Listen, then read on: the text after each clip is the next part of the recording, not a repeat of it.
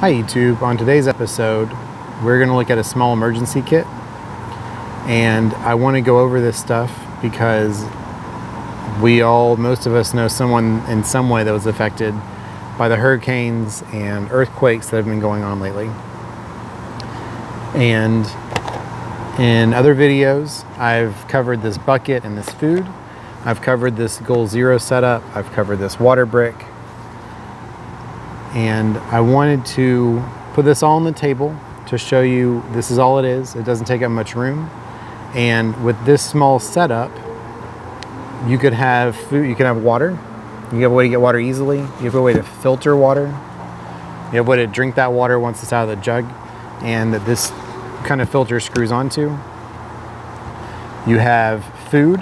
You've got different options. You've got some jerky, and you have your big bucket for your meals. And then you also have power. You have a solar panel to charge your stuff. You have a 12-volt adapter that can go in a car if your car is running, or there's a boat that is going through your neighborhood and they happen to be there for a little bit. You can plug it in and get a little bit of a charge. You've got a way to output power, and you also have this inverter, and you can, like in the previous video, take this off if this is not something that you're wanting. And you have some USB and a way to put your light on. This will give you light in your house for a pretty long time. You have a hand crank radio. This radio can also be charged from USB, so you don't have to worry about cranking all the time. It also gives you a flashlight. And you also have something for bugs. This thermocell thing is great. They make lanterns, they make this one, it doesn't matter the orientation, go horizontal or vertical. It does about a 15-foot radius. It has the fuel in the back. It has these small pads, and it keeps black flies and mosquitoes away. And there's not a strong heat source, there's no open flame.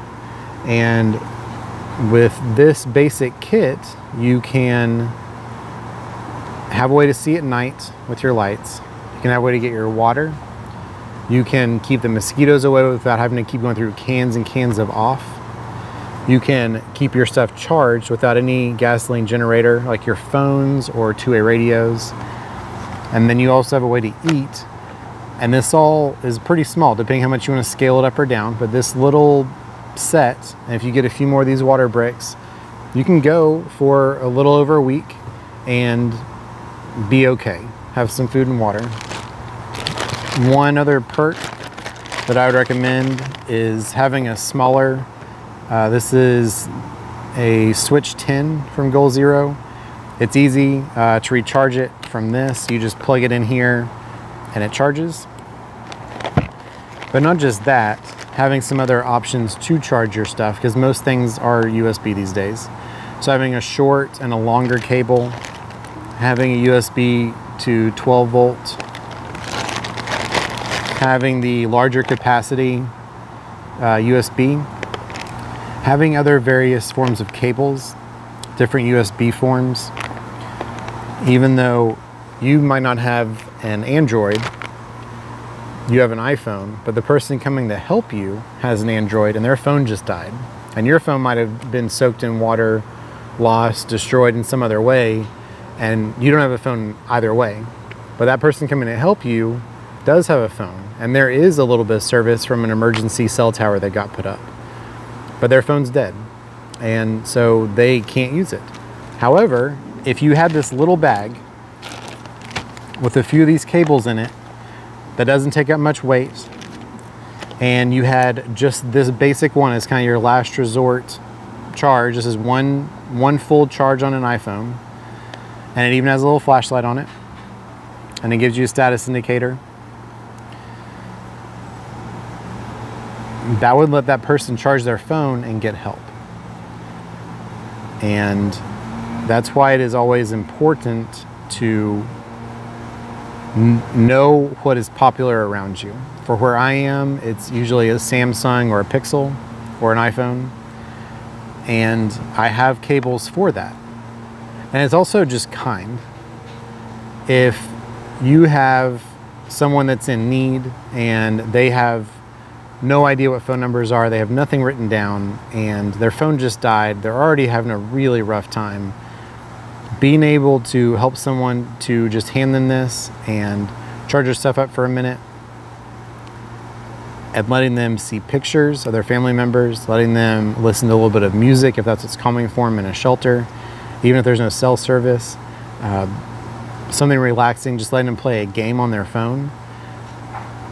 It would help everyone's morale and everyone's situation if you would allow people to have electricity to charge their devices, and it would make that person happy, which would make them not upset, which would make everyone else not upset either. And the Crank radio, like I've covered before, this gives you up-to-date information. It's easy to power, it's got a flashlight, and this also glows in the dark. So if you are in the situation where this is it, this is your light, this is your food, and this is your water, and you don't want to leave the lights on all the time, this is really helpful so that you can see where your flashlight is in the middle of the dark if you get turned around. And I think a lot of people, after the recent storms and a lot of other stuff that's been going on, are wanting to see something. They want to see something basic, but they don't know where to start. Some people live in an apartment, they can't have a generator. Some people live far away from a gas station, either because of their income or that's just where they choose to live. And gasoline is not easy to get for their vehicle or for a generator. And solar is a great option. Solar is, unless you're at the poles, it is sunny every day at some point, hopefully, unless it's the winter or a big storm. And it lets you charge stuff up. And if you have a small panel for something big, it might not charge up that day, but every 2 or 3 days you can sit there and charge all your stuff. Let that go for a few days, be conservative with your power, and have something low draw like these lights. And as bad as things are, it will help things seem not as bad, because you can at least play a game on your phone or read a book on your iPad and sit and try and relax in the midst of all the chaos after things have calmed down a little bit and you're trying to rebuild in an area with little or no infrastructure.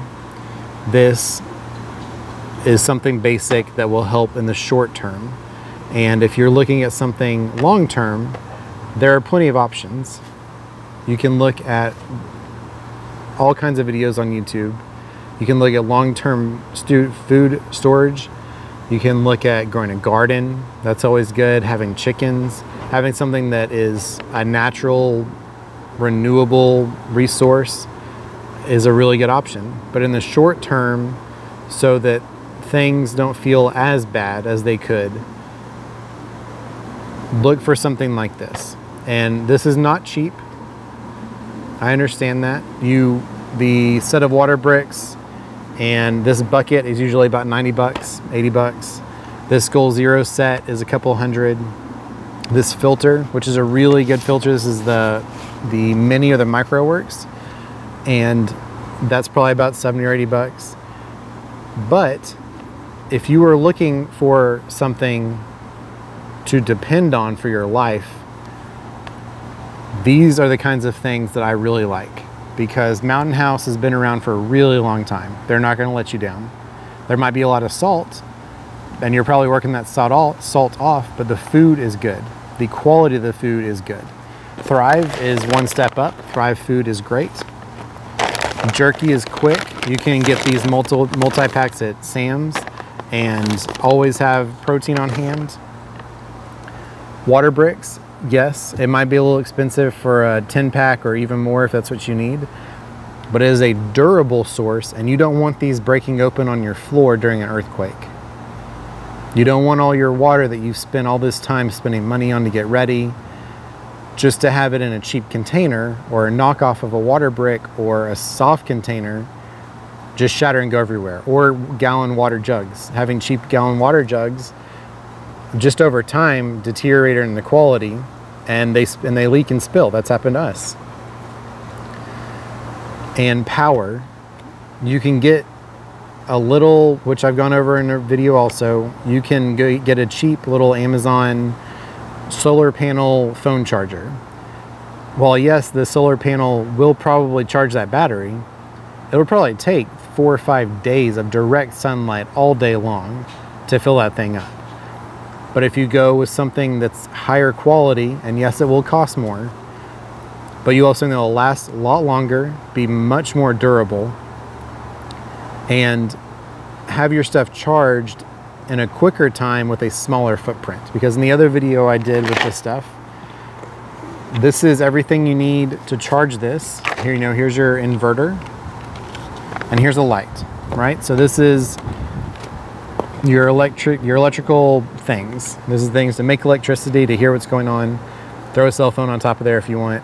This doesn't take up that much space. This pretty much fits on top of a water brick or on top of this. And then these two next to each other with this on top and then this sitting in right there. You're looking at probably a 2 foot square by 2.5 foot square by maybe 1.5 foot tall. And with that, you have some water and some food and some electricity. I encourage you to think about something like this, especially if you have someone that has medical needs, that is on a CPAP machine, that needs electricity. This isn't gonna cut it. You're gonna need something more. And if it's something to keep them alive, you really need to make sure your priorities are in place to make sure that they have a way to breathe when they're sleeping.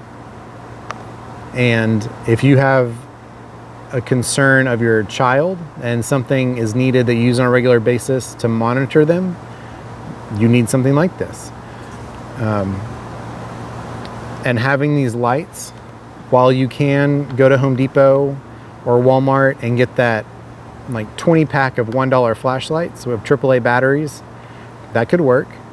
Or you could get these that you could semi-permanently mount after something's happened with, like I've done in a video before, the clip or magnets or another magnet, with all of these options, and have more of a home feeling and just inside feel better about what's going on.